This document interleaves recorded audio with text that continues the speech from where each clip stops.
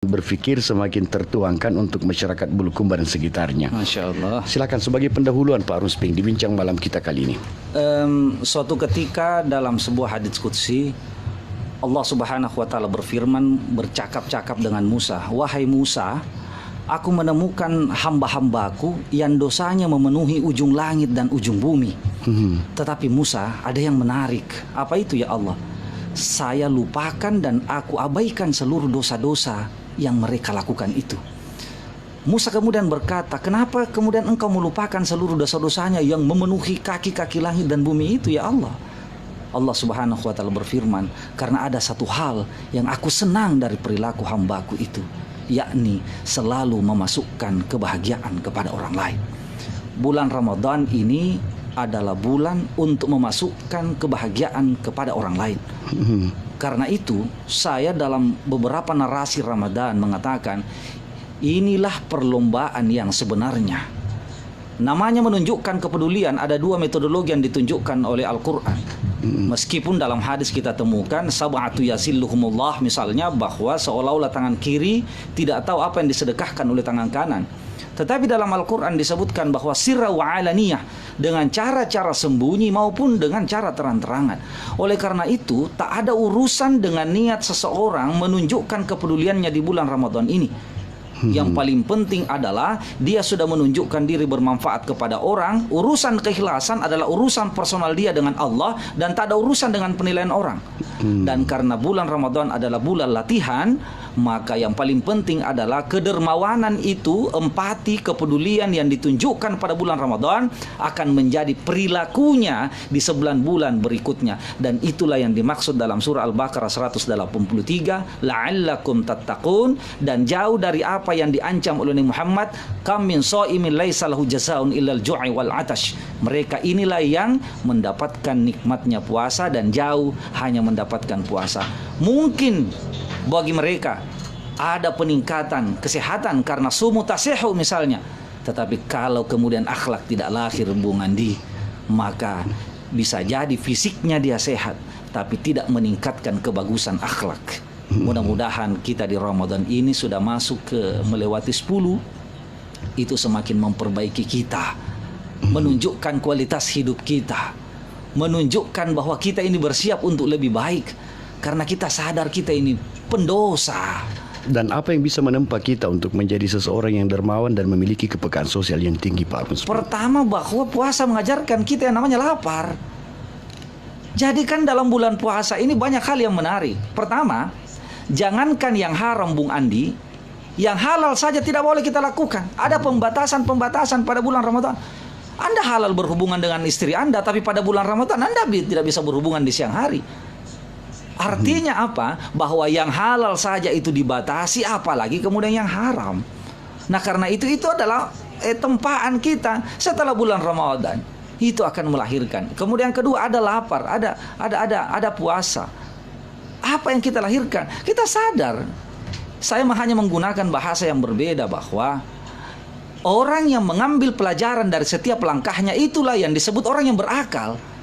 Karena kita setiap hari nafas kita keluar, kita tertidur, kecapean, lapar, itu kita ambil, kita gunakan akal kita. Kan banyak di antara kita ini beraktivitas tidak jalan akalnya. Karena itu saya mengatakan kepada kita sekalian, betapa banyak di antara kita yang berpuasa sudah hari keberapa ini sekarang? Ke-13. Hari ke-13. Tapi yang muncul adalah ritualnya aja. Makan sahur, buka puasa, baca Al-Quran, clear, selesai. Tetapi peningkatan akhlaknya tidak ada. Menurut saya bukan lagi sekarang ini kita akan bicara ada program yasinan setiap Jumat. Tapi bagaimana sekarang menerjemahkan makna-makna dalam surah Yasin itu, kita terjemahkan dalam perilaku kita, dan itulah akhlak. Masa kita hanya berada pada wilayah tauhidnya, lalu berada di wilayah syariahnya? Terlalu lambat ini. Mestinya kita sudah bicara sekarang pada buahnya. Apa buahnya daripada puasa kita ini? Misalnya buahnya itu dijelaskan dari banyak, katakanlah Al-Imran 133 dan seterusnya, bahwa wasari'u ila maghfiratin min rabbikum wa jannatin arduha samawati wa uiddat lil muttaqin. Ada 4 setidaknya kriteria. Ini ditafsirkan oleh Profesor Dr. Quraisy Shihab misalnya, bahwa tidak ada artinya Anda berpuasa kalau Anda masih kikir.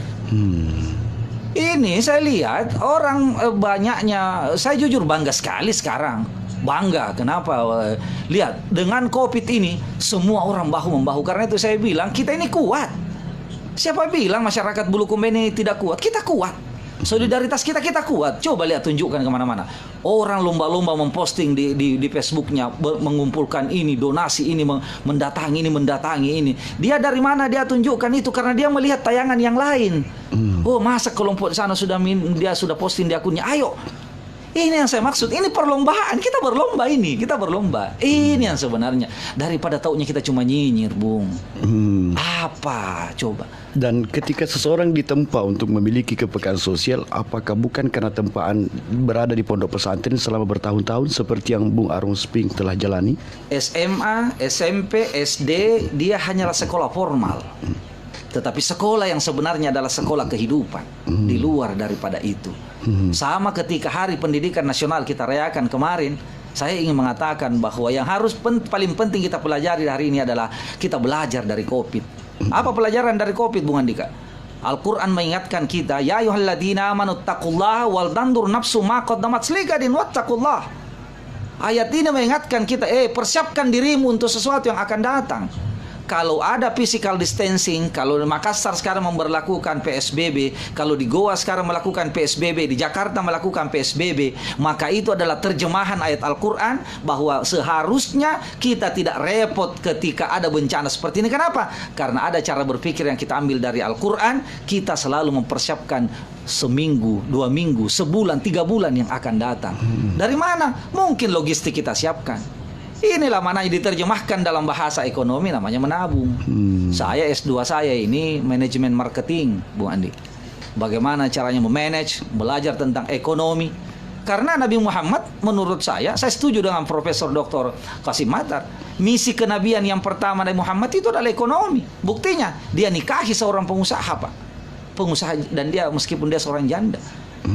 Jadi ini adalah filosofi berjuang. Kalau kau mau berjuang, perbaiki dulu kualitas ekonomi. Dan 2/3 kekayaan Makkah Al-Mukarramah adalah milik Sayyidatuna Khadijah radhiyallahu anha. Yes. Lalu kita diperhadapkan dengan hadis-hadis yang lain, khairun nas anfa'ul linnas. Ada hadis yang lain yang kita diingatkan, ajarkan anak-anakmu memanah, ajarkan anak-anakmu berenang, ajarkan anak-anakmu berkuda. Loh, kalau mau diajarkan anak-anak kita berenang, bagaimana kita mau mengajarkan anak-anak gadis kita berenang kalau kita bawa dia ke lepe? Kelihatan auratnya. Bagaimana caranya? Ya harus ada kolam renang kita. Kalau kolam renang kita ada di belakang rumah, berarti kita akan menjaga auratnya. Dan itu adalah pelajaran, itu adalah sunnah Nabi. Dan untuk menciptakan kolam renang pribadi khusus kuasai untuk kaum muslimat. ekonomi. Kenapa? Berapa penduduk Yahudi di dunia ini, Bung? Berapa? Segelintir. Tapi kenapa nyaris semua yang mendapatkan penghargaan luar biasa? Saya pernah dipertemukan dengan salah seorang di Jakarta waktu itu. Saya bersama dengan Imam Syamsi Ali. Saya ditelepon, Ping, kau berangkat ke Jakarta. Saya terbang, Bung Andi. Terbang, lalu kemudian setelah break di lantai 18, kalau tidak salah di Hotel Borobudur, dipanggillah saya, sini kau ketemu dulu dengan ini. Dia pertemukan dengan orang Yahudi itu dari Amerika Serikat. Dia pimpin delegasi dari dunia, pemimpin-pemimpin agama. Dia mengatakan, Piping, ini orang kapan saja Obama mau bertemu, kapan saja orang ini mau bertemu Obama, selalu disiapkan waktunya. Saya bilang, sehebat itu Barack Obama, presiden negara adidaya, Bung Andi. Kenapa kemudian orang ini kapan saya mau tunggu Obama? Saya bilang, kenapa? Karena dia menguasai ekonomi. Berdakwah, Bung Andi, sekarang ini kekuatan ekonomi penting untuk kita galakkan. Kalau saya mau tutup bira, saya bilang, saya mengatakan repot kita ini kalau karena berhadapan dengan kiri kanan. Tapi kalau saya seorang investor, saya mengatakan, Pak Bupati, kalau tidak dicabut itu bira, dibersihkan semua kafe-kafe yang tidak jelas juga pajaknya, tidak seberapa juga menyumbang PAD Bulukumba, maka saya akan cabut investasi saya di Bulukumba dan saya akan tinggal. Itu artinya ancaman. Kenapa? Berapa lagi tenaga pengangguran, berapa lagi akan menaikkan angka kemiskinan dan segala macam. Sekali lagi penyebabnya kekuatan ekonomi. Yes, kekuatan ekonomi. Dan cuma satu sahabat Nabi yang saya tahu, Bung Andi, yang tidak menguasai ekonomi, yakni cuma Ali bin Abi Thalib. Selebihnya coba perhatikan. Umar bin Khattab bahkan diceritakan hartanya dia. Utsman bin Affan jangan dibilang. Abu Bakar As-Siddiq jangan dibilang. Sampai kemudian ada 2 tokoh menjadi pendiri organisasi terbesar di Indonesia. Kiai Haji Ahmad Dahlan, kemudian pendiri Nahdlatul Ulama Hasyim Asy'ari. Mereka itu siapa ternyata, Bung Andi? Mereka adalah orang-orang yang menguasai ekonomi. Kalau Kiai Haji Ahmad Dahlan tidak menguasai ekonomi, masa mungkin itu di usia 13 tahun dia sudah naik ke Makkah waktu itu. Dia dikenal sebagai seorang pengusaha sekolah. Belum lagi Hasyim Asy'ari. Ya luar biasa sejumlah usaha-usahanya. Dulu tuang guru kita itu pakai sepeda yang luar biasa. Kenapa sekarang guru ditua-tuai? Karena guru-guru kita kodong honornya 3 bulan dibayar 1 kali. Itu pun lagi, ini Hari Pendidikan Nasional kemarin, sertifikasinya guru-guru belum dibayar. Saya teriak di acara seminar, Bung Andi. Saya bilang, kenapa seperti ini? Apa yang terjadi? Belum dibayar atau dikhitan?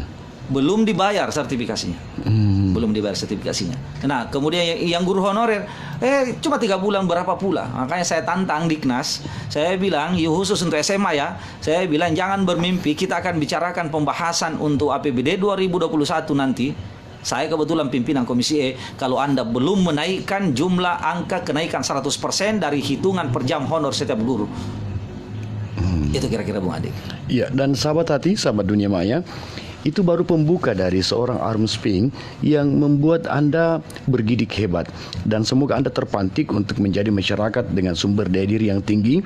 Dan sumber daya diri yang dimaksud oleh Pak Arum Spink adalah sumber daya diri berupa pengetahuan, kepahaman bernegara, dan sumber daya diri dalam bentuk perekonomian. Kita harus menjadi umat atau masyarakat yang kuat secara ekonomikal agar kita bisa menerjemahkan dakwah dalam beragam bentuk. Saya undang Anda ke 0853 9457 5568. Dan untuk Anda yang hadirkan diri di acara ini, saya sapa Pak Radi S. Asmar yang berkata, kami Serikat Pekerja di Kalimantan Utara memonitor acara ini. Terima kasih Pak Radi S. Asmar. Dan Ji Mimi yang berkata, Kakak Piping andalanku memang sungguh keren, teramat keren. Dan demikian halnya dengan Wahid Fajri yang berkata, mantap nian. Sementara 79 Caile berkata, ku hendak bertanya ke Kakanda Ustadz Piping, ketika kelak ditakdirkan oleh Allah sebagai pemimpin Kabupaten Bulukumba, sebagai wakil Bupati Bulukumba, apakah program keagamaan yang paling ingin dilakukan? Apakah program syariat Islam akan dihidupkan lagi atau program lain yang hendak dilaksanakan? Silakan. Ya, ini pertanyaan menarik, tapi saya tidak mau giring pada persoalan itu. Saya lebih tertarik untuk bicara tentang kemanusiaan, Bung Andi. Tetapi toh kemudian bicara ke depan ada takdir, maka saya akan mengatakan tidak perlu kita berdebat panjang siapa yang terpilih karena itu sudah tertulis di Lauhul Mahfuz. Tapi yang paling penting adalah idenya apa? Idenya apa? Pertama yang saya ingin tunjukkan adalah satu. Seberapa hebat program keagamaan di Bulukumba hari ini? Seberapa hebat program keagamaan yang pernah booming Bulukumba ini di periodenya Pak Di Patabai Pak Bokori. Sampai kemudian Bulukumba dikenal sebagai syariat Islamnya. Meskipun sebenarnya perda itu bukan perda syariat Islam, perda keagamaan. Bagaimana ke depannya? Menurut saya, kita tidak akan terjebak lagi pada hal-hal yang sifatnya formal. Di mana formal? Jilbab. Yang mana ini formal? Sudah kita lewat itu, sudah semua orang sudah paham bahwa menutup aurat itu adalah kewajiban.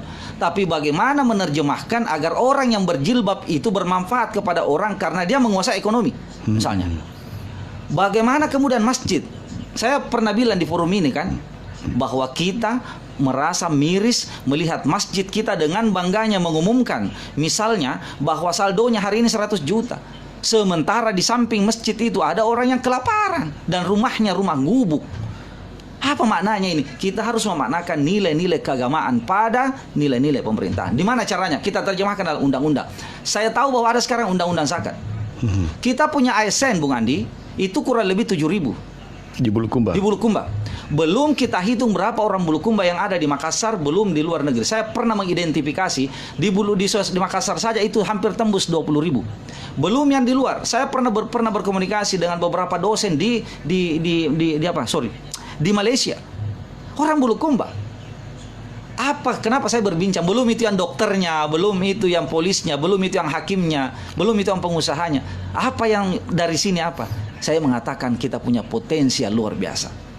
Saya punya gagasan bahwa untuk meningkatkan akhlak perilaku orang-orang yang menaikkan jembatan. Ini kan jembatan ini yang kita selalu pikirkan, tapi kita tidak pernah pikirkan orang lewat jembatan. Biarlah jembatan itu dibangun berdasarkan uang APBD.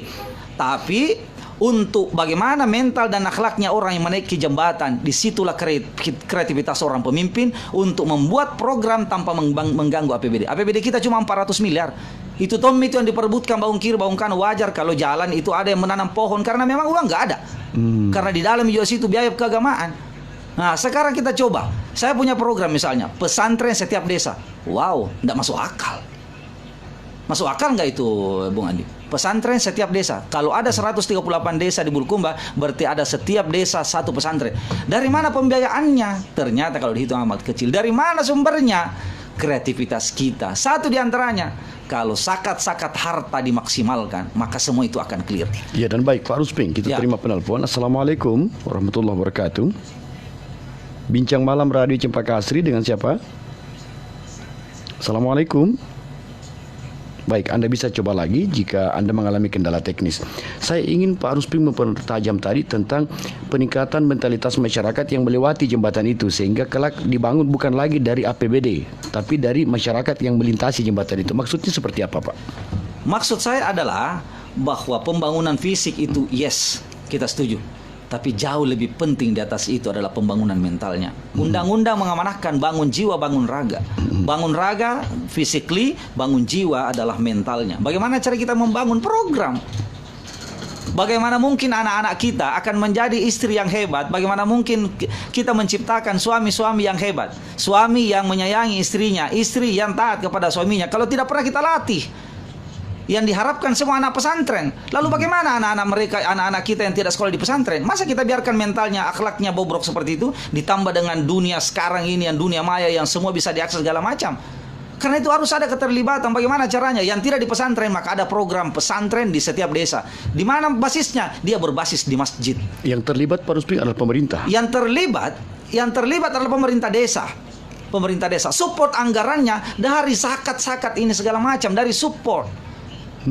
Bahkan kalau konsep ini didetailkan, maka di setiap malam sehabis maghrib sampai isya, maka sudah terbuka kelas di mana-mana di masjid itu.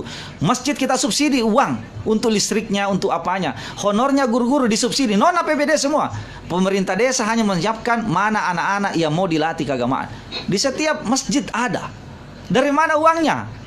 Itulah dari berapa potensi kita yang ada di luar, dikelola. Anak-anak mahasiswa yang mau sekolah tidak ada beasiswa bisa diambilkan. Tapi coba tanya sekarang Ketua Basnas, seberapa hebatkah Basnas pendapatannya dari ASN untuk zakat harta? Berapa persen? Tahu di mana kendalanya, Bung Andi? Kendalanya adalah belum ada regulasi yang memaksa mereka begitu setiap bulan langsung terpotong secara otomatis. Nah, kalau kemudian pemimpinnya dia buatkan dia perbu segala macam otomatis kan bisa. Meskipun ini saya ambil sampel di beberapa daerah, tentu saya paham ini dengan Ketua Basnas Bulukumba, saya percaya ada update-nya. Tapi saya pernah mendengarkan selentingan, ada masalah, ada yang bersoal di sini. Semoga Ketua Basnas Bulukumba turut menyimak bincang malam kali ini, dan ini akan menjadi masukan sangat berharga bahwa perlu ada aturan yang memaksa tiap ASN untuk di tiap tanggal baru bulan berjalan langsung menyetorkan zakat mereka sebagai zakat profesi. Nah, untuk Anda yang hadirkan diri di program ini, saya akan sapa. Dan ternyata Ketua Basnas Bulukumba mendengarkan dan menyaksikan Pak Rusping. Beliau berkata, Turki hadir, turungan Kindang. Dan dari ujung lorong, salam hangat buat Kakak Piping.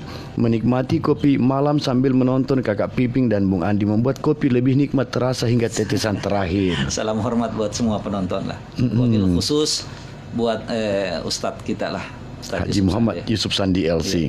Dan Bung Fendi Jumaing yang berkata turut hadir. Demikian halnya dengan Jus Serang Abadi yang berada di Mamuju turut menyaksikan program ini. Dan Sri Puswandi berkata, ini sungguh sebagai sebentuk pencerahan, petani salah saya monitor. Sedangkan Sri Amal Bung Ripal Cempakas dan Pamirudin STG turut mendengarkan. Nur Alif berkata, mantap nian RCA 102,5 FM Bulukumba. Ian Fals pun demikian mengapresiasi program ini. Mansur Mebel berkata, mantap Kakak Piping. Dedi Rukmana, terima kasih. Ketua MDM Majelis Dai Muda Kabupaten Bulukumba, Al-Mukarram Ustaz Ikhwan Bahar MPDI. Dan Andi Firmansyah berkata, sihat selalu Kakak Piping, insya-Allah the next of Bulukumba's leader. Wah, terima kasih atas doa Anda. Doa yang akan diijabah oleh malaikat dalam jumlah tak terkira.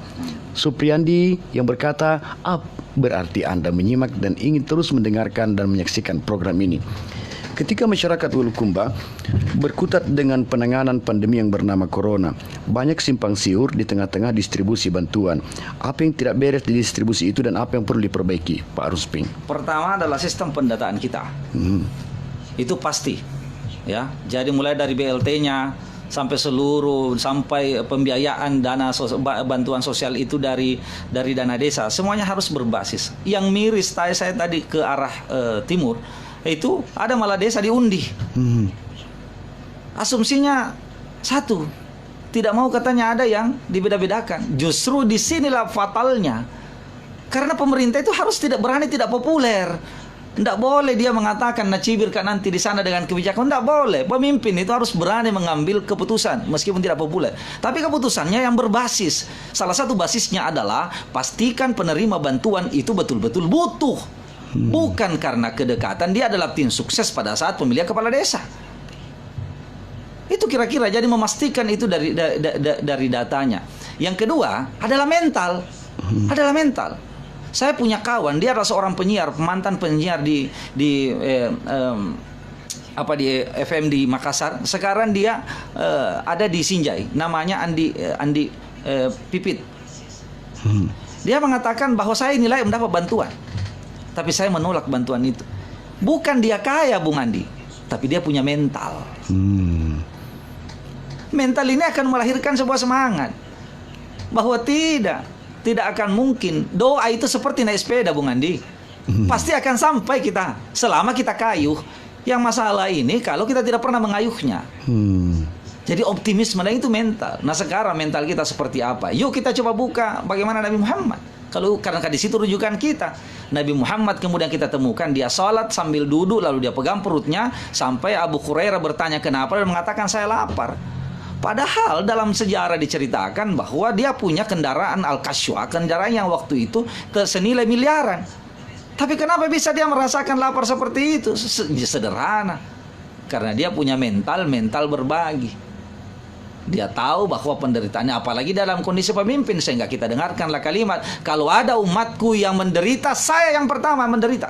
Subhanallah. Dan kalau ada umatku yang bahagia, sayalah yang paling terakhir merasakan kebahagiaan itu. Sungguh sebagai pemimpin sejati. Itu yang kita cari. Mustahil omong kosong. Loh, kenabian itu adalah contoh. Itu yang kita tuju ke sana. Yang masalah ini kalau kita bermaulid saja setiap tahun, Bung Andi, tetapi sifat-sifat Nabi kita tidak teladani. Tetapi pemimpin yang bisa menjadi seperti yang Bu Arus gambarkan adalah pemimpin atau calon pemimpin yang memahami sejarah itu. Pasti. Karena itu pasti kita akan bicara soal referensi. Jadi bangunan mental kita ini akan tergantung dari cara berpikir kita. Paradigma itu akan sangat tergantung dari seberapa asupan intelektual, asupan pengetahuan yang dia dapatkan. Asupan intelektual itu akan tergantung dari seberapa hebat dia diskusi, berapa lembar buku yang dia baca. Bagaimana mau melahirkan pemimpin kalau dia tidak pernah membaca? Bacaan kemudian melahirkan pendidikan melahirkan mental akan melahirkan perilaku. Mental buruk melahirkan perilaku yang buruk, mental baik akan melahirkan perilaku yang baik. Dan perilaku baik yang Bung Rusping tunjukkan adalah berkeliling area, berkeliling kecamatan untuk memastikan distribusi APBD itu terjadi. Saya belajar untuk menjadi orang soleh. Saya mencoba menanam padi, Bung Andi. Saya jalan keliling mencari inspirasi, menemukan ada rumah yang saya mampir. Memang di mobil saya siap selalu paket, tidak pernah kosong. Saya jalan mampir paket ngantuk. Saya dapatkan informasi kayak tadi saya dapatkan lagi di perbatasan Kajang Herlang. Sangat tidak mampu, dia sudah buta. Saya tanya sudah dapat bantuan, dia bilang belum. Kenapa? Kakak saya tidak ada KTP, saya pernah dapat bantuan tapi tiba-tiba tidak ada lagi. Loh, what's problem? Ada apa ini? Mungkin bukan pendukung. It could be. Bisa jadi, Bung Andi. Tetapi menurut saya, kalau pemimpinnya paham agama, dia sadar bahwa pertanggungjawaban yang paling tinggi adalah pertanggungjawaban di akhirat. Mas'ulun ar-ra'iyati. Pasti. Mas'ulun an ra'iyah. Sahabat hati, sahabat dunia maya, ini bukan kemarahan seorang Pak Rusping, tapi ini mentalitas yang kuat, hasil referensi yang beragam, sehingga beliau membentuk Anda, bukan hanya membentuk diri sendiri, membentuk kita semua, untuk menjadi masyarakat yang punya mental kuat dan kepedulian sosial yang tinggi. Dan apakah karena data yang tidak akurat Pak Rusping, sehingga ada masyarakat kita yang tak mendapatkan bantuan setelah sebelumnya pernah mendapat? Ya, dan itu dosa jariah dalam perspektif agama. Dalam bahasa ASN, dalam undang-undang ASN, dia ini dianggap tidak profesional menjalankan tugas. Ya, dan hadir di studio pada saat ini Ustaz Andi Syamsir dan Ustaz Ikhwan Bahar, dan beliau berdua tentu harus bertanggung jawab akan banyaknya dosa jari yang merebak di tengah masyarakat. Karena efektivitas dakwah itu adalah tanggung jawab beliau berdua. Dan kita terima penelpon Pak Rusping. Assalamualaikum warahmatullahi wabarakatuh. Assalamualaikum warahmatullahi wabarakatuh. Bincang malam Radio Cempaka Asri bersama Pak Rusping. Dengan siapa, Pak? Dengan Pak Raden dan Rihua. Dengan Pak Raden dan Rihua. Silakan Pak Raden. Oke. Assalamualaikum Pak Pipin. Waalaikumsalam Pak Raden, siap. Saya salut ke kita punya. Siap. Apa dengan saya, kehidupan saya, Pak? Siap. Saya tidak punya apa-apa, tidak punya KTP apa. Siap. Tapi tidak pernah ada di anak saya. Baik Pak Raden. Bagaimana saya, Pak Pipin? Assalamualaikum. Assalamualaikum warahmatullahi wabarakatuh. Langsung dijawab Pak Rusping. Pak Raden dan Saya Rihua. akan kirim utusan besok ke Kindang. Saya minta kontaknya. Mudah-mudahan ini Pak Raden tadi yang masuk dari salah seorang tim kita yang men-share kegiatan ini lalu menjelaskan itu. Kami akan datangi. Langkah jangka pendek yang kita lakukan adalah kita berikan bantuan. Itu dari dana pribadi, itu pasti. Itu sekedar untuk berbagi, setidaknya untuk survive dulu beberapa. Lalu kemudian kita carikan jalan keluar. Satu misalnya sering saya lakukan Bung Andi, sekedar contoh, saya kebetulan pimpinan Komisi E. Saya mendapat keluhan, ada orang, saya pernah naik RSS ke Kindang, dia bilang ada orang gila di situ Pak, dia ndak ini. Ternyata ditolak di rumah sakit di bawah karena satu tidak ada BPJS-nya. Jadi saya bilang, yuk kumpulkan punya data, saya yang daftarkan, saya menjadi penanggung BPJS Anda. Nanti setahun kemudian kita masukkan di data kartu Indonesia Sehat itu KIS itu. Itu yang kita lakukan. Jadi Pak Raden sabar Ki, besok insya Allah. Bukan apa-apa Pak Raden, tetapi lagi-lagi saya ingin mengatakan begini. Tidak ada saja COVID, nah semua ini banyak terabaikan. Apalagi kalau ada COVID. Tidak ada saja COVID. Nah kadangkala penyandang disabilitas diabaikan, apalagi kalau ada COVID. Jadi menurut saya memang di sinilah ini kita belajar, dan di sini diuji seberapa hebat seorang pemimpin, Bung Andi. Saya tidak segan misalnya di tingkat provinsi. Saya bahkan giring Pak Prof Nurdin Abdullah, dan saya yang menjadi pimpinan pansus angket waktu itu. No, saya bangga dengan dia. Tetapi dalam hal menjalankan fungsi-fungsinya, enggak bisa. Karena kita masing-masing akan bertanggung jawab. Saya harus kritik, menyampaikan terbuka. Dan tidak ada yang masalah hubungan saya. Pada saat hari jadi, saya undang beliau datang. Di saat yang bersamaan ketika you baik, saya akan apresiasi. Tapi ketika tidak, saya akan kritik. Dan itu tugas saya sebagai seorang legislator. Sahabat hati, sahabat dunia maya, legislator yang menggelegarkan semangat dan membuktikannya di lapangan. Dan Anda mendengarkan dan Anda menyaksikan semua yang dijelaskan oleh Pak Rusping. Terima kasih Pak Andi Januari AR di Warkop 77 Lolisang yang turut menyaksikan dan mendengarkan acara ini. Andi Warda di Desa Tanah Harapan juga turut menyimak program ini. Sabrina Damayanti di Tarakan hadir pula. Dan untuk Anda yang lain saya akan sapa Pak Dewan Pengawas Rumah Sakit Umum Daerah Haji Sultan Dengin Raja, Pak Makmur Masda. Terima kasih telah menyimak dan menyaksikan acara ini. Mana kabar Tapuang? Dari Seliano tadi. Apa kabar Bung Makmur Masda? Ditanyakan oleh Pak Rusping. Jika ada kabar yang agak mengenaskan, katakan kepada kami. Jika itu membahagiakan, informasikan pula ke kami. Bahagia terus kayaknya itu. Bahagia senantiasa Pak Makmur Masda. Dan selanjutnya Amal Andi Kardi berkata, sukseskan Bulukumba dengan program-program yang memihak rakyat. Terima kasih Pak Amal Andi Kardi. Serta Bung Sabri Abian, Kakak Abi, terima kasih pula. Serta Apar Nobong yang berkata, sukses Kakak Piping. Siap. Serta Bu Subaidah Jumaing yang ingin mendengarkan lagu-lagu penuh cinta di RCA. Tetapkah bersama RCA, sebentar Anda akan mendengarkannya. Alfa Nur berkata, mantap Kakak Piping, sehat dan sukses senantiasa. Pemuda Bontoma Cina Monitor. Allahumma amin. Dan Rahma di Bontebahari turut mendengarkan. Bung Icam Gergi, Aldi Kelana, RCA, mantap Nian. Terima kasih atas apresiasi Anda semua. Dan untuk Anda yang lain, Adit Putra Matahari B Radio, serta Vidya Samad dan Kapal Lapak, mantaps Kakak Bebing, semoga bisa memimpin Kabupaten Bulukumba, amin ya rabbal alamin. Serta Akbar Mahaputra berkata, luar biasa Pak Bosku, sukses dan sehat terus, cerdas memang, luar biasa. Apresiasi Anda kepada Pak Rusping itu karena karunia Allah subhanahu wa ta'ala. Sedangkan Bung Suparman Firman berkata, luar biasa Pak Rusping, dan sebagai wakil rakyat, insya Allah kami harapkan Pak Piping akan menengahi apa yang menjadi kegelisahan masyarakat dan akan menangani apa yang dibutuhkan oleh masyarakat dengan izin Allah. Nah, apresiasi yang beragam dari masyarakat kita tentu harus dijawab pula oleh Pak Rusbing. Silakan. Pertama, bahwa apresiasi itu harus direspon sebagai instrumen untuk menyadarkan saya bahwa saya dimonitor, Bung Andi. Ya. Jadi instrumen pengawasan itu kan ada dua, yang nyata dan yang gaib. Yang gaib ini tentu pendekatannya ada pendekatan agama, ya kan? Yang kedua adalah masyarakat itu sendiri.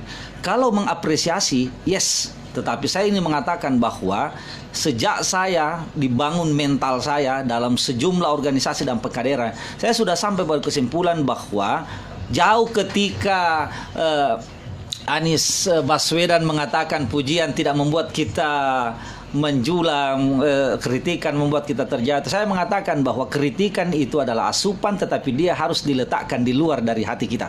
Bahasa yang agak kasar adalah pujian itu harus disimpan di tong sampah. Tapi kritikanlah yang harus kita simpan dalam hati. Kritikanlah yang harus kita ambil hati, karena itulah yang akan menyemangati kita untuk berbuat yang lebih. Baik. Itu kira-kira. Assalamualaikum. Bincang malam Radio Cempaka Asri bersama Pak Rusping dengan siapa?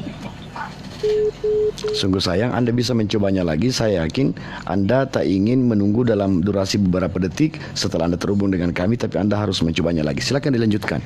Bahwa sanjungan sebaiknya disimpan di tong sampah dan kritikan yang dijadikan sebagai landasan program. Itu yang harus menyemangati kita, bahwa tidak boleh tidak. Saya mengatakan begini, di mana-mana saya bilang saya ini bukan orang yang paling baik, Bung Andi.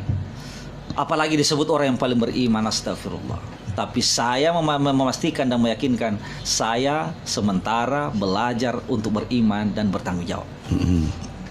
Yang membuat saya untuk bisa terus belajar adalah instrumen kritikan ini, instrumen pujian ini. Pujian itu selalu saya jadikan sebagai frame untuk menunjukkan bahwa orang memantau saya. Oh, berarti yang saya lakukan ini benar. Oh, kalau begitu saya harus tingkatkan. Tapi ketika ada yang mengkritik saya, oh berarti saya harus hentikan misalnya. Kan kira-kira seperti itu.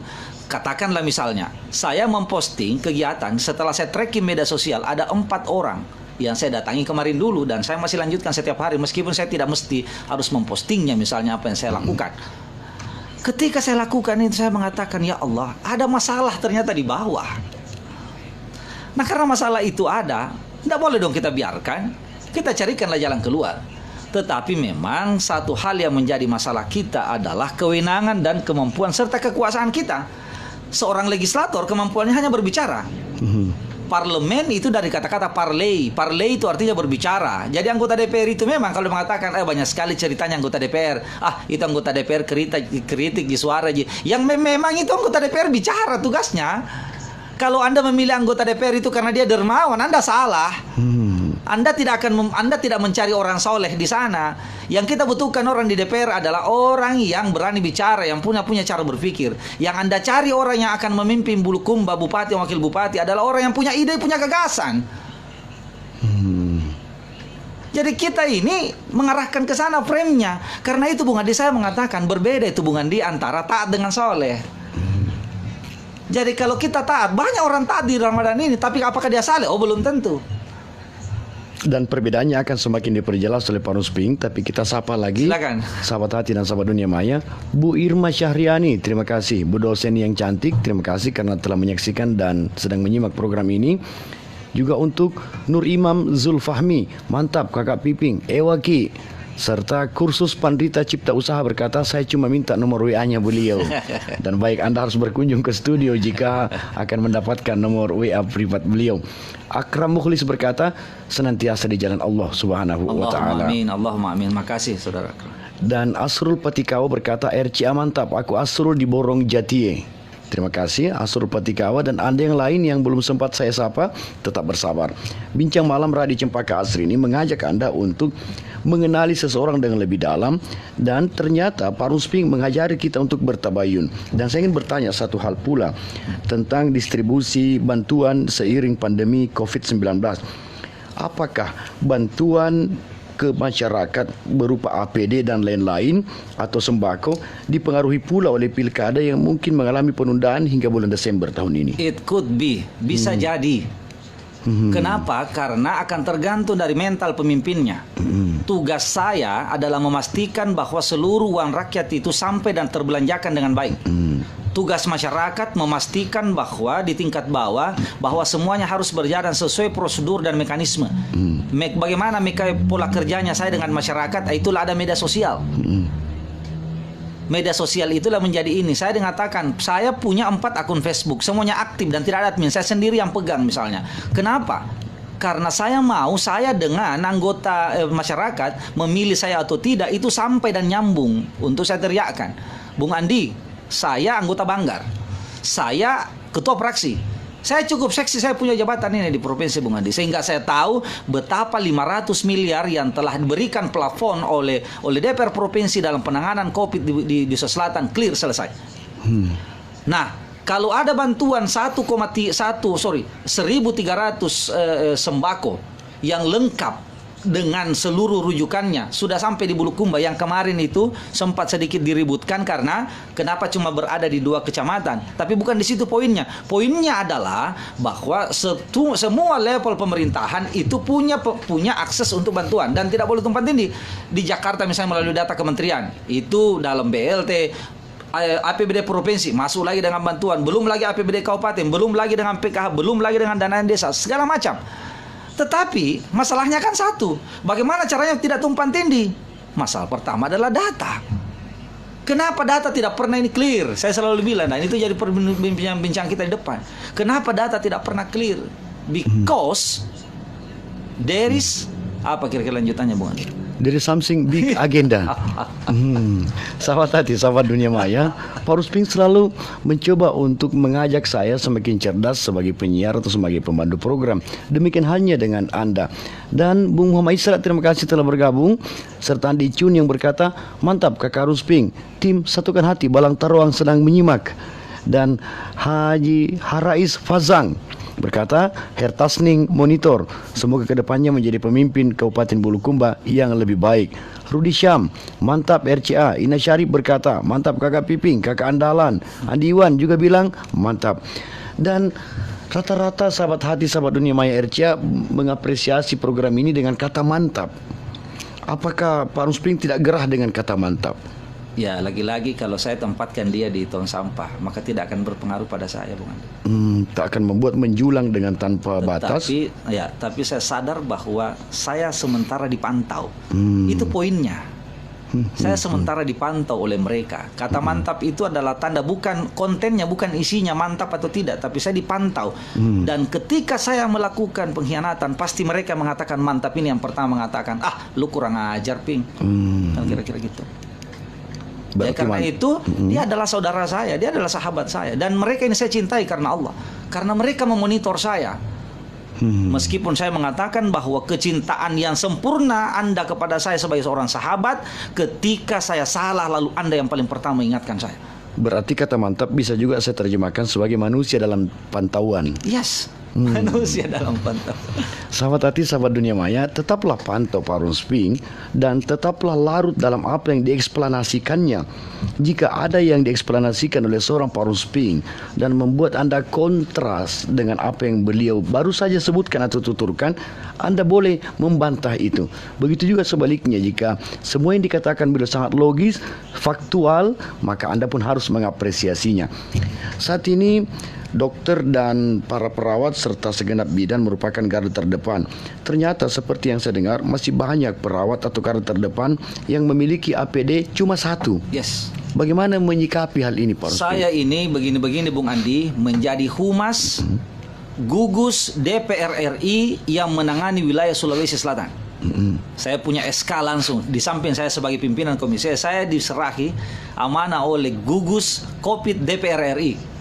Dan saya tahu betapa kejadian detik per detik yang ada di gugus provinsi terkait dengan itu semua. Hingga saya temukan bahwa ada kepala puskesmas Bulukumba yang beli APD baju hazmat itu dengan dana pribadinya.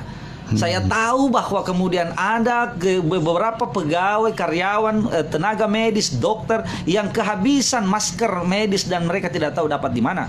Saya tahu bahwa di ujung sana, di perbatasan Sinjai Barat dan Goa, ada dokter namanya Dokter Rais yang harus mencuci baju hazmatnya karena cuma satu pakaiannya. Itu yang membuat saya berteriak, dan bahkan ada kejadian minggu kemarin, bukan di saking dongkolnya saya tinggalkan grup gugus di provinsi itu. Lalu saya mengatakan kita akan ketemu di komisi untuk evaluasi Anda. Bagaimana ceritanya kita menggelontorkan anggaran 500 miliar sementara masih bersoal APD, soal masker, soal baju, di mana itu? Ini pun kalau kita tidak ada kelompok dari masyarakat yang membantu, ada apa? Sementara kasihan itu tenaga medis, Bung Andi. Mereka yang paling terdepan, mereka yang terpapar. Mereka tidak bisa bertemu dengan keluarganya, kasihan. Nah, sementara mereka harus dipaksa untuk datang. Besok insya Allah saya sudah dapat bantuan tadi subuh, Bung Andi. Saya akan keliling, saya sudah mengidentifikasi seluruh puskesmas yang ada di Bulukumba. Saya mau mulai jaringan berdasarkan komunikasi dengan Pak Rusdi Mase. Saya akan bagikan, tapi saya akan mulai besok di Sinjai dulu. Di Sinjai Barat pagi saya akan berangkat sampai tembus di atas di Manipi untuk menyerahkan kepada baju OPD baju hazmat itu ke Dokter Rais yang diangkat oleh media karena kasihan seperti itu. Saya ingin mengatakan begini, Bung Andi, penanganan ini tidak akan cepat selesai kalau tidak ada standarnya, dan itulah yang kita teriakkan selalu. Selalu kita berkutat pada satu hal. Coba perhatikan, apa itu? Selalu pada tingkat kuratifnya. Setiap hari kita kayak menonton pertandingan Piala Dunia. Berapa skornya lagi nih pertandingan kemarin? Berapa lagi orang yang meninggal hari ini? Berapa yang terpapar positif? Tapi pernah tidak kita dengarkan ada program lain mulai dari preventifnya, promotifnya. Bagaimana tenaga-tenaga kesehatan kesmas masyarakat, sehingga saya ngotot kemarin dan dianggarkan ini masuk sejumlah fakultas-fakultas kesehatan masyarakat turun mengedukasi. Karena tidak ada gunanya ini selalu di muara terus kita tanggung siapa yang positif diobati, tapi edukasi kepada masyarakatnya nggak ada. Di hulu tak dicegah. Yes, itu yang terjadi. Karena itu saya membuat esai ketika mendengarkan kabar bahwa ada 6 atau 7 yang terpapar dari klaster santri. Yang dari Magetan itu. Di mana dongkolnya saya? Saya rapat kerja dengan pihak bandara, ada namanya KKP. Di situ juga ada gugus dan ada Pak Gubernur datang pada saat santri-santri itu datang. Dilakukan rapid test. Rapid test di situ ditemukan beberapa orang dia positif. Yang lain dia negatif. Yang negatif itu dipulangkan, diambil datanya, dikirim ke daerahnya semua. Ada di Palopo, ada di Lutim. Nah, yang di Bone itu misalnya, yang di Bone dia sempat jadi imam. Setelah imam pakai salam-salaman pula lagi, Ustaz. Yang dongkolnya saya bahkan saya langsung nelpon dokter, saya tidak usah sebut namanya sebagai gugus di sana. Saya bilang, kenapa Anda tidak mengkarantina saya semua sementara potensi untuk kontak langsung sudah ada karena dia satu pesawat. Baik yang negatif dan positif. Baik yang negatif atau positif dia harus dikarantina dong. Jangan dibiarkan, dan ternyata akhirnya yang zona hijau katakanlah Sinjai yang tidak ada masuk dapat deh. Menjadi zona merah. Ada zona merah. Bone yang berinteraksi itu yang di masjid yang salam-salaman, dia sudah kontak, dia harus diisolasi. Ini kira-kira. Jadi ini soal apa ya? Nggak cukup. Saya tiba-tiba begini, Bung Andi. Suatu ketika ada seorang sahabat Nabi yang berkata kepada Nabi, ya Nabi, saya ketemu dengan orang yang begitu soleh. Masa sih? Iya. Tapi Nabi tetap kelihatan pesimis. Biasanya kalau ada orang digambarkan orang yang baik, Nabi kita Muhammad itu langsung kelihatan, oh ya memang dia baik. Sama ketika ada orang yang 3 hari berturut-turut dia masuk ke masjid, tetapi ujungnya adalah terkait dengan iri hati dan dengki. Singkat cerita, datanglah itu orang ke majelis Nabi. Nabi kita, sahabat mengatakan itu orangnya Nabi. Nabi diam. Nabi, itu orangnya. Itulah orang yang soleh. Apa kata Nabi Muhammad SAW? Oh, itu orang yang kau anggap soleh, tapi aku melihat ada usapan setan dan iblis di wajahnya. Sampai suatu ketika kemudian orang itu datang, dia sholat. Nabi berdiri. Bung Andi, Ustadz Andi Satria, siapa yang bisa membunuh itu orang? Berdiri Abu Bakar, dia mengatakan saya akan membunuhnya Nabi. Dia hunus pedangnya, begitu dia mengatakan bagaimana mungkin saya akan membunuh ya Rasulullah, sementara dia berdiri menghadap Allah. Nabi kemudian mengatakan lagi, siapa yang bisa membunuh orang itu? Berdiri lagi Umar bin Khattab. Dia mengatakan saya akan membunuhnya Nabi. Dan mengatakan dia kembali, tidak meninggal. Dia mengatakan, Nabi, bagaimana saya akan membunuh orang yang sementara dia rapatkan jidatnya ke tanah bersujud di hadapan Allah. Yang ketiga Nabi mengatakan, siapa yang bisa membunuh dia? Berdirilah Ali bin Abi Thalib. Apapun yang terjadi ya Rasulullah, saya akan bunuh dia. Tapi pun dia kembali tidak membunuhnya. Apa kata Nabi dalam riwayat itu? Kalau saja ada yang berhasil membunuh orang itu, maka setelah ini tidak ada perpecahan di antara umatku. Nah, hadis ini bukan dipahami bahwa kau membunuh orang yang salat, bukan. Hadis ini Nabi menceritakan bahwa jangan engkau terpesona dengan kesalehan orang, karena yang paling gampang menunjukkan kesalehan itu adalah salat. Berbeda salatnya orang kalau di belakang kita adalah calon mertua. Bung Andi, gimana nggak? Berbeda. Ini tentang kesalehan. Nah, saya ingin katakan bahwa kesalehan itu juga kadang-kala dilihat pada saat kita rapat-rapat dengar pendapat. Bagus sekali di situ dia ceritakan ke kita. Tapi fakta di balik itu, itulah yang sembodongkol. Poinnya adalah, tak kala saya bertanya kepada dokter itu, kenapa santri itu sampai lolos tidak dikarantina? Dia mengatakan, kami belum satu persepsi dengan KKP yang ada di Bandara Sultan Hasanuddin. Hari ini sudah masuk 2 bulan Anda belum menyatakan, belum connect satu sama lain menurut saya. Padahal kita sudah rapat kerja berapa kali. Itu menjadi catatan Bung Andi. Karena itu saya mengatakan Sulsel ini semoga di luar dari yang kita prediksi masih harus membutuhkan banyak waktu. Sehingga saya bisa menyebutnya manis saat rapat dengar pendapat tetapi tragis di kenyataan. Yes, that's right. Dan apakah mungkin Pak Rusping dana yang ratusan miliar yang digelontorkan untuk penanganan COVID-19 ini masih akan dikorupsi oleh pihak-pihak tertentu? Nauzubillah min zalik. Menurut saya kebangetan. Tetapi lagi-lagi saya mau mengatakan begini, membiarkan seseorang terbunuh sama dengan membunuh. Membiarkan orang korupsi sama dengan kita juga korupsi. Lalu apa yang kita lakukan? Kita lakukan pengawasan. Gimana caranya? Ya pastikan kalau ada bantuan turun, ya selesai. Nah, Bung Andi, saya harus beritahu, ada 3 program dalam penanganan COVID ini. Itu tertuang dalam Permendagri 20 tahun 2020. Ada 3 poinnya belanja di situ dalam APBD, baik itu APBD provinsi maupun APBD kabupaten. Yang pertama adalah belanja tenaga kesehatan, belanja untuk kesehatan. Karena itu inilah pengadaannya baju hazmat, masker, pengobatan, bla bla bla. Yang kedua adalah social safety net. Nah, inilah ini yang dibagi-bagi sembako ini, Bung Andi. Nah, yang ketiga ini ketahanan ekonomi. Baik 1 dan 2 ini sudah jalan. Ketahanan ekonomi ini yang pasca nanti. Ini yang nanti. Seperti Bung Wandi misalnya yang ada di Salasai. Kan ini berdampak ini dari sisi pertanian. Maka program yang nanti harus diturunkan, yang harus kami awasi adalah pastikan seluruh petani apa yang dibutuhkan tersedia. Pupuknya, hand traktornya, apa segala macam. Harus diarahkan ke sana. Jadi di Sulawesi Selatan itu 180 miliar yang kita bincang di badan anggaran buat pasca COVID ini. Sementara yang lain ini sampai 250 itu pada penanganannya. Masih ada sekitar 10 miliar sembako untuk dari level provinsi untuk diturunkan. Di Bulukumba ini kan dapat 1.300. Kita masih ada 10 miliar. Nah, kita melihat bahwa ini belum ada yang signifikan kecuali terjadi pendataan-pendataan yang tidak maksimal. Sama ketika misalnya yang dari Jakarta, kita sudah sampaikan banyak data, semua ini kodon teman-teman yang mendata di desa mulai PKH apa, dia data semua, kepala lingkungan dia mendata. Begitu turun data Bung Andi, itu tonji data yang lama lagi. Tidak ada gunanya mereka mendata. Yang meninggal sudah tidak ada, yang meninggal masih ada kembali. Jadi kan lucu ini. Makanya bukan saja kami teriak, kami juga menerikan ke atas. Seperti apa kira-kira? Berarti ada penerima bantuan siluman. Karena orangnya telah meninggal beberapa tahun silam, tapi ternyata namanya masih ada. Ya, kalau dia penerima, yes, setuju, namanya ada. Tapi apakah fisiknya masih ada? Kan itu yang menjadi. Apakah dia didefinisikan siluman? Saya belum berani memastikan itu. Karena itu ketika saya bertanya, lo bagaimana pertanggungjawabannya ketika orang yang sudah meninggal? Dia dilarikan ke ahli warisnya. Tetapi menurut saya itu adalah cara lain ketika ada masalah. Cara yang paling efektif menurut saya adalah tetap harus terverifikasi. Jangan sampai ahli warisnya itu sudah tidak layak mendapatkan itu. Kalau sudah tidak layak berarti kita pindah lagi ke yang layak sebelumnya. Sama ketika PKH misalnya. Masa sih tidak ada perkembangan setiap tahun diberi bantuan? Kira-kira kan gitu. Nah, ini evaluasinya jalan. Lalu mungkinkah Pak Rusping data dari pusat dimaini oleh pemerintah desa karena kepentingan pilkades yang baru saja berlalu sehingga yang seharusnya mendapatkan bantuan digeser atau dihilangkan digantikan dengan nama yang lain?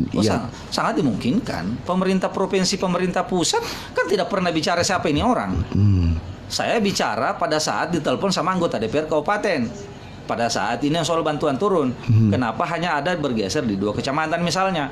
Saya bilang tidak mungkin provinsi akan mengatakan tempatkan di kecamatan ini, tidak mungkin karena dia tidak tahu. Yang tahu kecamatan kondisi di bawah ini adalah pemerintah kabupaten.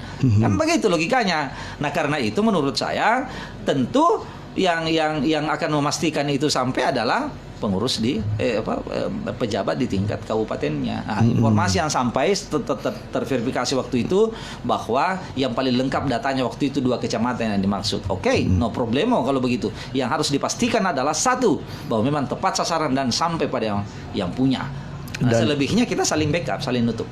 Dan saya mendapatkan banyak informasi dari lintas kalangan bahwa di beberapa desa ternyata ada masyarakat yang seharusnya menerima bantuan di pandemi COVID-19 ini, namun mereka menjadi tersingkirkan karena telah nyata atau terbukti bahwa pada saat pilkades yang lalu mereka tidak mendukung pemenang saat ini. Itu soal klasik. Akan kita perbaiki, akan baik kalau mental pemimpinnya baik. Cara berpikirnya ketika dia masih berpikir bahwa keberadaan tim sukses itu sampai di kantor setelah pelantikan, itu yang menurut saya masalah. Apa sanksi bagi pemerintah yang melakukan hal seperti itu, Pak? Pertama, kalau di undang-undangnya lagi-lagi satu pasal menyebut saja ketika dia tidak profesional. Kalau di tingkat pemerintah daerah, profesionalisme itu bisa menjadi pintu masuk untuk dilakukan impeachment. Kira-kira seperti itu. Tapi menurut saya bukan di situ, Bung Andi. Poinnya bukan di situ. Poinnya menurut saya adalah bahwa memastikan dulu siapa-siapa terminologi yang tidak berdampak ini. Kan ini semua yang disebut yang tidak berdampak selalu berpikir bahwa data yang lama tombo data dan dinas sosial. Padahal beberapa karyawan kafe di Bulukumba yang tutup, itu siapa mereka? Sebelumnya ada pendapatan tapi kan tutup, dirumahkan, di PHK. Itu kena dampak. Berarti data baru. Data mestinya dia juga dapat prioritas. Karena itulah kemudian sudah ada program kemarin tenaga kerja untuk mendata mereka. Meskipun ada lagi persoalan kemarin itu soal pelatihan dan pendidikannya. Bung Andi kena dampak. Saya kena dampak. ASN kena dampak. Apa buktinya ASN kena dampak? Pertama, coba tanya ASN kita, jalan nggak kegiatan-kegiatannya di OPD-nya? Nggak jalan. Nah, sementara mereka dapat tambahan-tambahan honor itu dari kegiatan. Yang kedua, perjalanan dinas. Kan nggak boleh lagi perjalanan dinas. Saya ini nggak boleh lagi perjalanan dinas keluar daerah misalnya, Bung Andi. Itu juga kena dampak. Tetapi dampak itu ada namanya amalan wajib, ada namanya amalan sunnah. Yang mana amalan wajib? Amalan wajib itu pastikan dulu mereka yang di bawah ini baru kemudian naik ke atas. Nah, ketika kemarin ada suratnya Pak Bupati meminta penangguhan utang, ya, dari sejumlah bank atas kreditnya, saya mengatakan ini kreativitas Pak Bupati dengan DPR. Dan itu patut diapresiasi. Apakah ini salah dan harus dimaki ataukah ini benar dan patut diapresiasi? Saya belum melihat ke situ. Tahapan sebelum sampai diapresiasi kita caci adalah apakah amalan wajibnya sudah? Yang mana amalan wajibnya? Yang korban-korban, yang PHK ini itu dulu, yang miskin, yang kena dampak itu dulu. Kalau sudah semua di situ, baru masuk KSN, harus kita apresiasi. Yang salah masyarakatnya tidak diperhatikan, tidak ada dampak kepada mereka, tidak disuarakan, lalu masuk KSN dan DPR-nya. Tapi kalau kena lah, DPR kena kok. Saya tahu bagaimana DPR. Paham kita ini bahwa pendapatan kita seperti apa. Cuma casing aja nih di luar bahwa kita ada ini kan. Padahal kan tidak enaknya aja berteriak, Bung Andi. Tetapi kan lagi-lagi satu, kehadiran kita adalah anggota DPR selalu dipandang superhero. Anggota DPR dianggap sebagai Superman. Jadi ada sesuatunya ke sana. Padahal kalau kita mau jujur melihat mereka, karena itu saya mengatakan kepada teman-teman, ini kan saya membina legislator milenial di Sulawesi Selatan.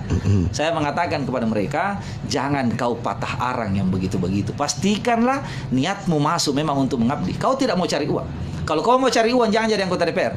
You jadi pengusaha kalau mau cari uang, kalau mau jadi orang kaya. Dan baik Pak Rusping, ada apresiasi dari Bu Misnawati Mapapewa yang berkata, terima kasih telah memedulikan tenaga medis. Semoga Bapak diberi kesehatan dan rezeki yang melimpah. Allahumma amin. Amin. Insyaallah. Munir Fatiyatur Nurdin juga telah bergabung. Aswad Uwa, Hendra Wiranto, serta Nirzal Alfil berkata, keren Kakak Pipin, jangan nilai orang dari kesolehan orang. Yes. Dan Bung Hendra Wiranto menghadirkan tepuk tangan super.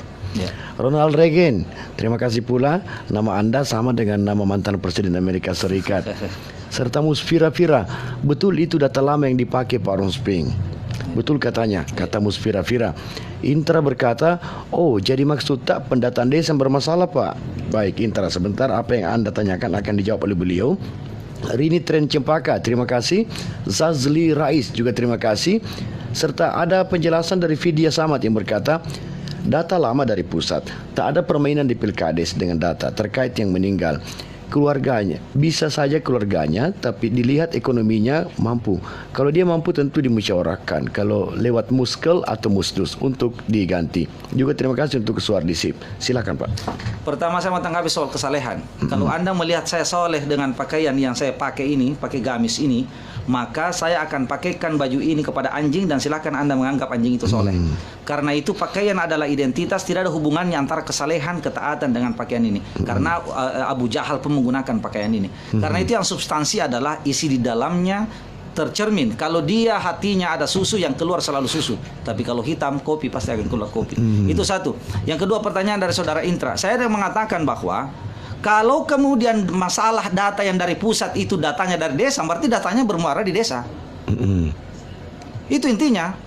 Tetapi kemudian faktanya saya tahu bahwa teman-teman di desa itu sudah bagus pendataannya, dikirim tidak kembali namanya, justru data lama yang muncul. Itulah yang dimaksud sama Vidya. Dan saya tahu bahwa data yang meninggal ini juga ada di Herlang. Kan gitu. Kita fair aja, kita terbuka aja lah. Ya kan? Jadi soal data itu semuanya ada kontribusinya. Yang kita pastikan adalah bagaimana kita melakukan evaluasi terhadap kealpaan-kealpaan dan kesalahan-kesalahan itu. Kalau dia data dari pusat, maka tugas saya untuk menyuarakan bahwa bos ini kau siksa saja orang semua dibawa mendata. Lalu kemudian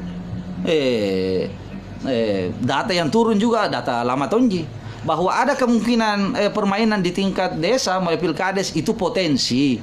Tetapi kan come on, kita paham lah yang namanya politik itu kerap kali hal-hal yang seperti itu dimanfaatkan. Kita lebih senang pada atraksi-atraksi bagi-baginya ketimbang atraksi idenya. Dan seperti itu yang dikatakan oleh Keisha Mona Lisa, bahwa saya kira ini juga poin penting Kakak, karena bantuan tersalur di bawah juga berimbas pada hasil Pilkades yang notabene berpengaruh terhadap siapa yang layak dan layak menerima bantuan.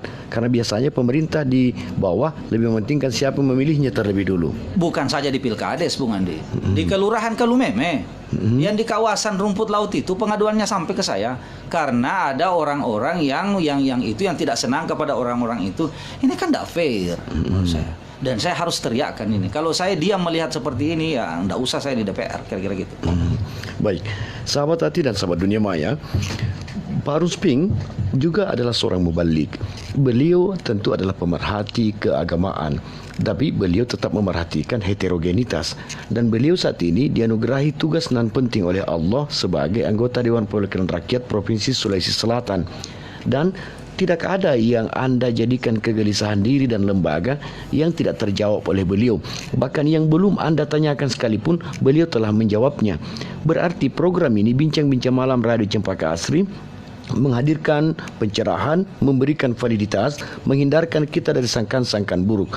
Bergerak untuk menyasar masyarakat yang membutuhkan, itu sama pentingnya dengan bercerita, berteori untuk mencerdaskan masyarakat.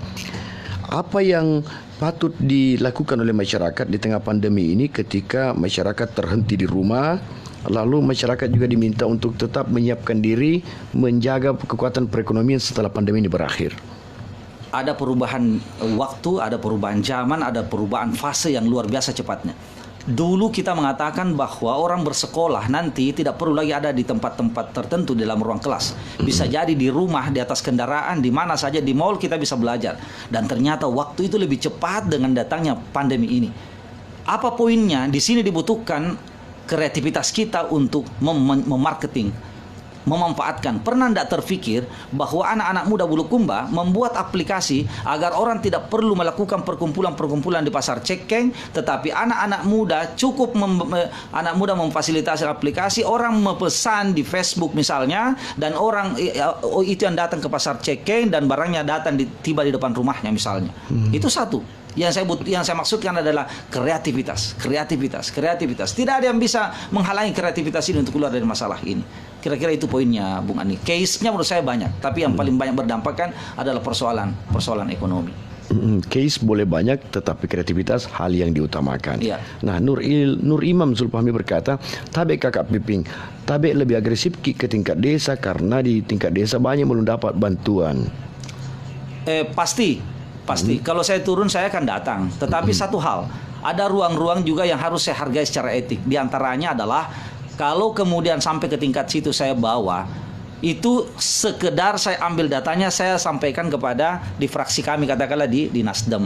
Tapi kalau itu menjadi kewenangan, katakanlah kemarin yang 1.300 itu tidak sampai, ini menjadi domain saya. Tetapi ketika saya turun ke bawah, ini akan menjadi pelajaran-pelajaran berharga. Yakin sajalah, mungkin metodologi saya mendistribusikan yang mungkin berbeda. Kira-kira seperti itu. Karena saya harus paham, wilayah saya ini 24 kabupaten. Berbeda dengan anggota DPR kabupaten, itu domainnya dia ada di 10 kecamatan ini saja. Dan kita ke tingkat global, Pak Rusping, bahwa pemerintah kerajaan Inggris mengapresiasi langkah-langkah strategis pemerintah Republik Indonesia dalam menangani pandemi COVID-19.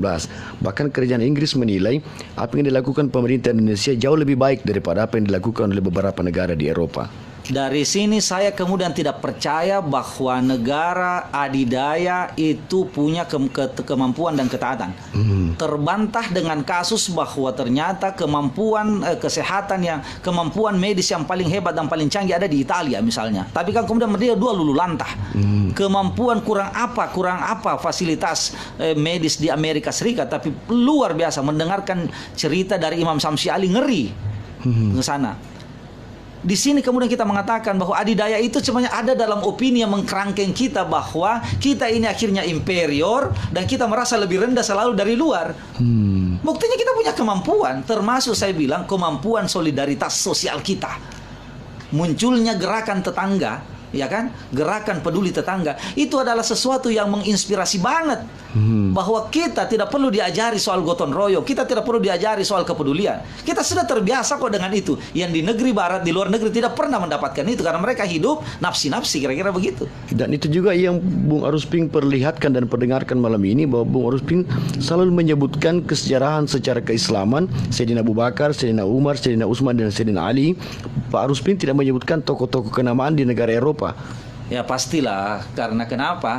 Banyak orang yang hebat dari itu semua, tapi kehebatannya dia selalu berorientasi pada dunia. Kenapa saya menyebut rujukan kita adalah Muhammad? Kenapa rujukan kita adalah Khulafaur Rasyidin? Hingga tokoh-tokoh tenar di Indonesia ini, katakanlah kayak Haji Ahmad Dahlan dan segala macam, karena dia menginspirasi kita semua untuk tidak bekerja hanya untuk dunia, tapi dia bekerja untuk kehidupan akhiratnya. Seolah-olah dia mengatakan bahwa diskusi berbincang tentang tata negara sampai subuh, tapi tidak membuat Anda luput dan tidak sholat subuh.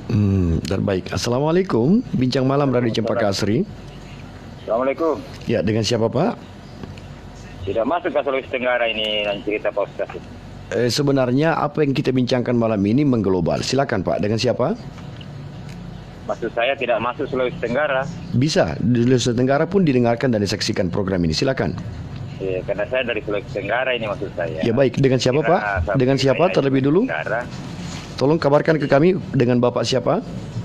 Dengan Abdillah. Dengan Pak Abdillah, silakan. Bincang malam Radio Cempaka Asri bersama Pak Rusping, silakan. Iya, Assalamualaikum Ustaz. Waalaikumsalam warahmatullahi wabarakatuh. Karena maksud saya di daerah kami apa yang kita cerita tadi belum ada yang itu. Makanya saya bertanya apakah termasuk Sulawesi Tenggara, maksud saya khususnya di Kabupaten Kolaka. Oke. Iya, karena namanya bantuan belum ada sama sekali. Oke. Itu saja Ustaz. Siap. Terima kasih. Ya.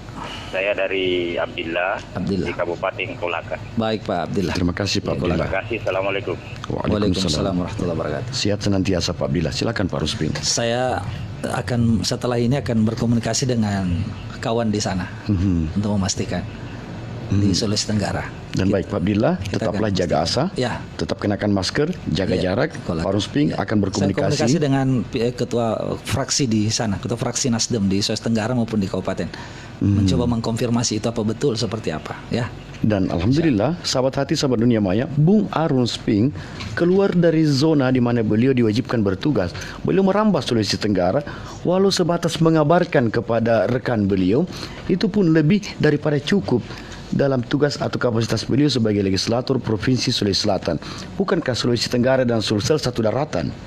Kepedulian itu adalah kepedulian dari sisi kemanusiaan, harus tetap dijaga. Kita terpisahkan oleh samudra pun tidak ada masalah. Nah, baik, Bung Arun Sping, kita berada di akhir program. Ya.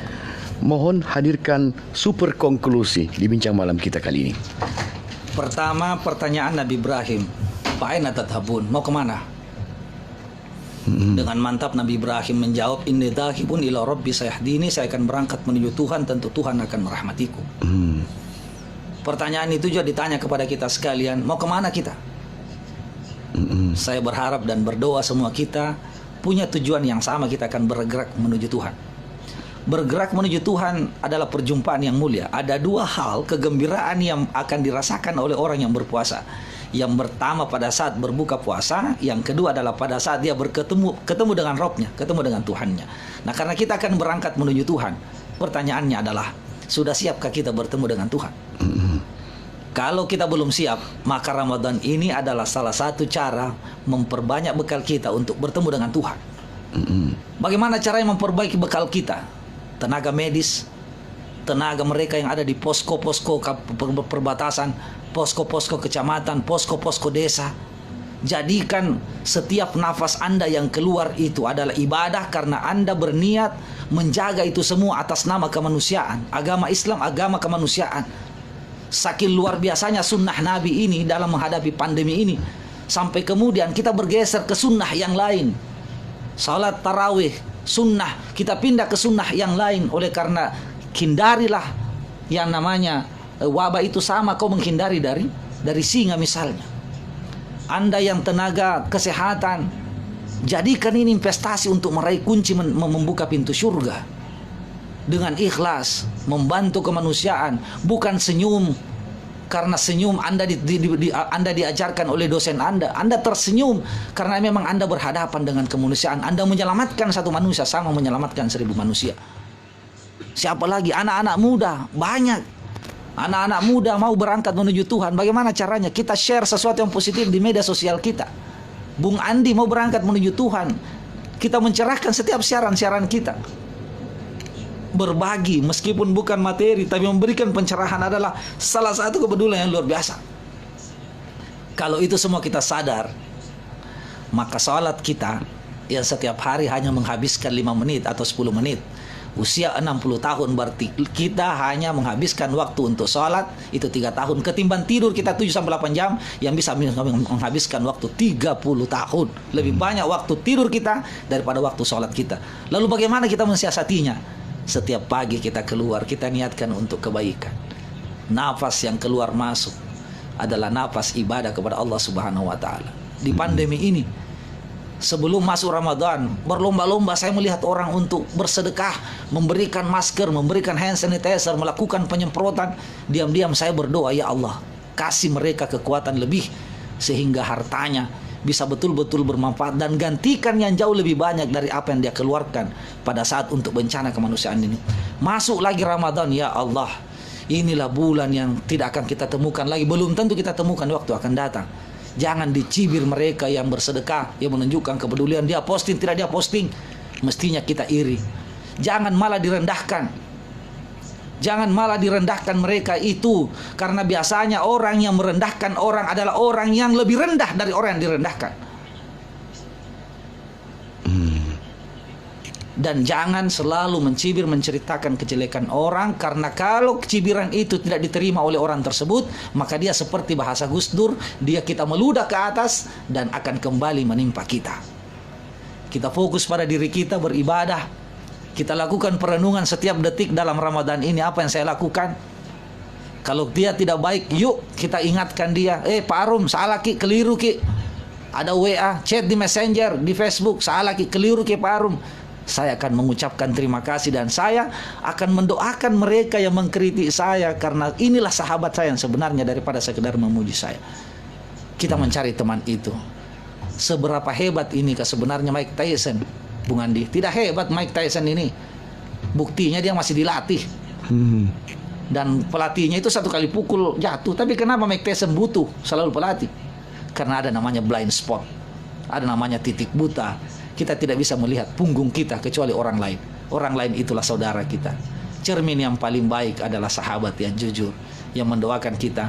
Dan sahabat yang akan kita cari pada perjumpaan nanti kita di akhirat adalah sahabat yang ketika tidak menemukan kita di surga, lalu dia mencari kita di neraka, lalu menarik kita dan menyelamatkan kita. Saya kira demikian, Bung Andi. Mohon ditambahkan konklusi solutifnya Pak Rusping. Ini untuk mencegah saudara dan saudari kita yang menghadirkan banyak pertanyaan, tapi Pak Rusping akan melakukan akumulasi terhadap kesemuanya. Erwin Mus berkata sangat menginspirasi, dan Bayu Drake Biru berkata, apa yang menjadi parameter untuk memastikan semua masyarakat terkena dampak COVID-19? Selanjutnya yang ditanyakan pula oleh Pak Arsyad Taufik yang berkata, bagaimana menurut Ustadz dana yang digunakan oleh Dinas Sosial 1,59 miliar untuk pengadaan sembako, salah satunya beras 15 kilo, namun hanya memberi 3 liter beras dan sisanya berubah menjadi gula. Juga Hidayat Sudirman, kalau ada orang yang layak dapat BLT tapi tidak memiliki rekening bank dan karena persoalan tidak punya KTP elektrik sehingga tidak bisa buka buku tabungan di bank. Juga untuk Anda yang lain, Pak Arfan Arif yang berkata mantap, serta Felix Pratama berkata, apa real action dari anggota DPR Provinsi untuk penanganan COVID-19 kakak? Dan juga Musfira Fira, maju Pak Rusping, semoga perekonomian kita di Bulukumba kembali naik dan akhlak Bulukumba lebih baik lagi. Kahia Warkop, terima kasih. Jayapuru, baik, terima kasih, luar biasa. Jaya Paruru, dan serta Keisha Monalisa yang masih menghadirkan pertanyaan, tapi kali lain kita akan bahas lagi. Muhammad Arfa, Nasrin Hamzah, Sudirman Mepi Dawang yang berkata salam ke Andi andalanku. Wah, yang diberi salami oleh Sudirman Mepi Dawang adalah seniornya ini. Bung Ipul, terima kasih, serta Sazli Rais. Dan untuk Anda yang lain, Awal Sinjzai, terima kasih atas apa yang Anda hadirkan. InsyaAllah kali lain akan kita bahas. Mohon dikonklusi solutif terakhir Pak Arswin. Luar biasa pertanyaannya, banyak sekali. Saya tidak mungkin menjawab hal teknis karena ini. Pertama, saya akan memastikan dulu, ini juga bagian daripada pendidikan politik. Ada pertanyaan apa real actionnya? Real actionnya anggota DPR dalam pandemi ini adalah ketika dia memberikan persetujuan kepada anggaran. Itu pasti. Itu realnya. Jangan bermimpi, jangan berharap bahwa anggota DPR akan melakukan atraksi kiri kanan seperti yang dilakukan tanda kutip bla bla bla. Karena tugasnya anggota DPR adalah keuangan, budgeting, dan melakukan pengawasan. Toh kalau anggota DPR kemudian membagi-bagi sebagai bentuk kepedulian, percayalah bahwa itu adalah amalan sunnah yang dia lakukan dan patut kita apresiasi. Tugasnya anggota DPR melakukan pengawasan, memastikan 1,9 miliar itu misalnya apakah sudah dibelanjakan secara sesuai dengan peruntukannya. Sama ketika ada pertanyaan tadi soal yang 1,9 miliar awalnya diperuntukkan buat beras tapi tiba-tiba berubah gula, maka saya perlu ingatkan di Permendagri 20 itu ada namanya parsial, diparsialkan. Ini dilibatkan atau tidak dilibatkan DPR, kalau mau dirubah anggaran sekarang itu diberikan kewenangan kepada bupati. Jadi tidak perlu semuanya dilaporkan ke DPR. Ya, tidak perlu, karena kalau mekanisme itu mau dibawa, ini bencana kemanusiaan, mana mungkin mau dibahas perubahan di DPR item-item itu sementara orang sudah menjerit di bawah. Jadi cuma mungkin eksekutif di Bulukumba menghargai DPR-nya dengan menyampaikan pelaporan. Tapi masalah kemudian muncul, laporan yang disampaikan berbeda dengan realisasi. Setelah saya telusuri, ada pelaporannya cuma mekanisme penyampaian yang kemudian tidak. Bahwa kemudian terjadi perubahan 5.000 sampai naik ke 6.500 penerima, yes, itu yang saya maksud soal teknis. Biarlah nanti diverifikasi oleh Komisi D. Berikanlah domainnya anggota DPR di sini kira-kira. Ada juga bertanya tadi apa efeknya? Semua kena efek karena semua orang pendapatan rendah. Apa yang mau berbeda kalau misalnya dia adalah seorang ASN tanpa beraktivitas sedikit pun, katakanlah ada pembatasan waktu kerja, dia dapat gaji setiap bulan misalnya. Nah, bagaimana teman-teman yang harus mengandalkan dengan gaji bulanan? Nah, sementara kita ada social distancing, ada stay at home segala macam. Meskipun masalah kita satu, Bung Andi, disiplin kita yang luar biasa, yang belum terlalu maksimal. Itu yang saya sempat rekam. Intinya satu, tetap semangat lah, tetap semangat ya. Pandemi ini akan semakin menghebatkan kita. Percayalah bahwa Allah tidak memberikan kita masalah kecuali satu yang Allah inginkan, yakni kita semakin hebat dan semakin luar biasa. Jangan pesimis, jangan berburuk sangka kepada Allah, tetap optimis bahwa ini pelajaran untuk loncatan yang jauh lebih baik lagi di waktu yang akan datang. Saya ingin menutup dengan kalimat yang sedikit menyentil, Bung Andi. Yang saya maksudkan tadi mulai dari preventifnya, promotifnya, kuratifnya, pendekatan, diobati, dibagikan sembako dan pasca ini, itu adalah ikhtiar. Satu hal yang harus kita lupa, ad-doa silahul mu'min. Kita berdoa. Pertanyaannya Bu Andi, masih adakah doa di antara kita ini yang diterima oleh Allah Subhanahu wa taala karena dosa-dosa kita selama ini? Itu refleksi buat kita. Ramadan dari kata-kata ar-ramdu. Ramdu artinya membakar. Semoga Ramadan ini membakar dosa-dosa kita, dan karena dosa-dosa kita sudah dihapuskan, terbakar oleh Allah. Dengan cara itulah kemudian kita mengikuti satu tahap diterima doa ketika kita menghadap Allah dalam keadaan dosa yang tidak ada, dan kita suci meminta kepada Allah, ya Allah, semoga berakhirnya puasa ini, berakhir pula pandemi yang cukup membuat kami tidak bisa bersilaturahim, duduk kongko-kongko, salat sujud di rumahmu. Semoga setelah itu Engkau kembalikan seluruh nikmat yang Engkau berikan kepada kami, duhai Allah pemilik kehendak. Assalamualaikum warahmatullahi wabarakatuh. Waalaikumsalam warahmatullahi wabarakatuh. Sahabat hati dan sahabat dunia maya Radio Cempaka Asri, Pak Arum Sping menjabarkan beberapa ayat dari Quran Suci, juga menjelaskan beberapa hadis dari Rasul yang agung. Beliau pun menyebutkan kisah para sahabat Nabi yang mulia, dan beliau menerjemahkannya sebagai apa yang harus kita lakukan di kehidupan di era modern ini. Corona mungkin merebak, tetapi saat ini bulan Ramadan Mubarak, dan bulan Ramadan akan membakar dosa-dosa kita. Semoga setelah Ramadan berlalu, doa kita terijabah. Beliau berkata, doa adalah senjata bagi orang yang beriman. Sehat selalu Bung Arum Sping. Demikian saya mewakili doa dari sahabat hati dan sahabat dunia maya Radio Cempaka Asri. Untuk Anda yang hadirkan diri, terima kasih dan mohon maaf yang sebesar-besarnya andai saya tak sebutkan satu persatu komentar Anda. Namun saya akan tetap menyebut nama Anda sebelum saya pun pamit dari hadapan Anda. Kali ini Bung Sukman Fauzan, terima kasih. Kamal Ibnu Bulukumba Ashkal serta Tina Cidut. Begitupun dengan Muhammad Khairul serta Erwin Arisna Putra, Senopati Adam. Juga untuk Anda yang lain yang belum sempat saya lihat di layar yang sudah lumayan lebarnya ini, yang pasti Bincang Malam akan hadir lagi untuk Anda. Arum Sping adalah seorang pemuda bersahaja, seorang pria yang berkesan sangat sederhana tetapi tangguh dalam pemikiran, dan insya Allah akan tetap elegan menjalankan tugas sebagai anggota Dewan Perwakilan Rakyat Provinsi Sulawesi Selatan. Anda berkeluh kesah, Pak Arum Sping insya Allah akan hadir untuk Anda, selain memberikan solusi, menghadirkan semangat dan memberikan Anda bantuan-bantuan. Semoga Allah menguatkan beliau senantiasa. Wassalamualaikum warahmatullahi wabarakatuh.